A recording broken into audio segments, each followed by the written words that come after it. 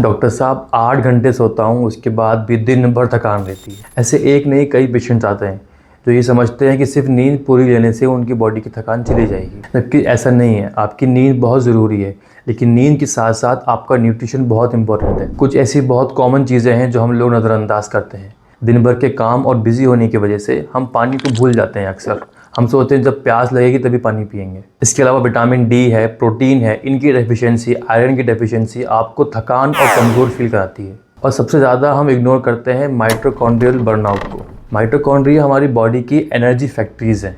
ये आपकी बॉडी में एनर्जी बनाती हैं। लेकिन जब स्ट्रेस ज़्यादा हो, सॉल्ट ज़्यादा हो खाने में, शुगर ज़्यादा हो या टॉक्सिन्स ले रहे हो, तो ये माइटोकॉन्ड्रिया थक जाता है।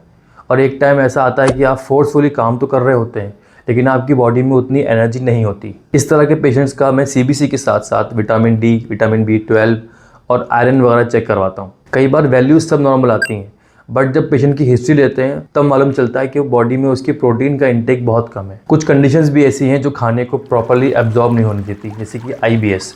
हम खाना तो खूब खाते हैं, लेकिन IBS की वजह से उसका न्यूट्रिशन बॉडी में प्रॉपर्ली एब्जॉर्ब नहीं होता है। इसलिए अगर आप चाहते हैं कि आपकी थकान दूर हो, तो सबसे पहले तो आप अपने दिन भर के काम को एनालाइज कीजिए कि आप कितना काम करते हैं, कितनी कैलोरी बर्न हो रही हैं आपकी, खाने पे आप कितना फोकस कर पाते हैं, कितना हेल्दी खाना खाते हैं, कितना जंक फूड लेते हैं, पानी कितना कंज्यूम कर रहे हैं। फिर अगर आपको लगता है कि आपके सिर्फ खाने पीने और दिन भर के लाइफस्टाइल की वजह से ये इम्बैलेंस पैदा हो रहा है, तो आप उस इम्बैलेंस को बैलेंस करिए प्रॉपर स्लीप, प्रॉपर डाइट को लेके। और अगर ये सब चीज़ें नॉर्मल हैं तो फिर आप फोकस कीजिए ब्लड टेस्ट की तरफ। किसी अच्छे डॉक्टर से कंसल्ट कीजिए।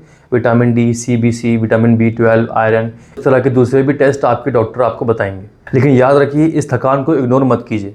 कई बार हमारी बॉडी चीखने के पहले हल्की आवाज़ में विस्पर करती है, तो ये थकान और सिम्टम्स किसी बड़ी बीमारी का छोटा साइन भी हो सकते हैं।